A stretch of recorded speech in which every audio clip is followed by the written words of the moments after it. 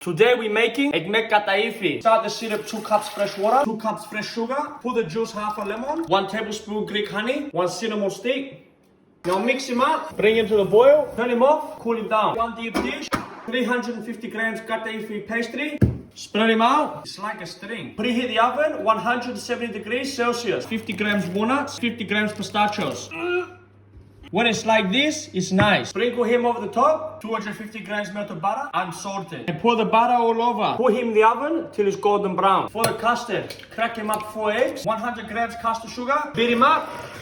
Clean saucepan, 1.5 liters milk, it's lots. 100 grams custard sugar, 100 gram corn flour, and 100 gram plain flour. 1 teaspoon vanilla. When it's warm, take him out 1 scoop, put inside here. Mix him up and pour this one inside. When it's thick, turn him off. Put the cold syrup on the hot kataifi. Tip the custard on the top. Make him nice, even, and straight. Tap him down a little bit. Get the plastic onto the custard. Put him in the fridge for a couple hours. For the top, 600 ml cream, 20 grams icing sugar, 1 teaspoon vanilla bean. Beat them all up. It's done. Lick them.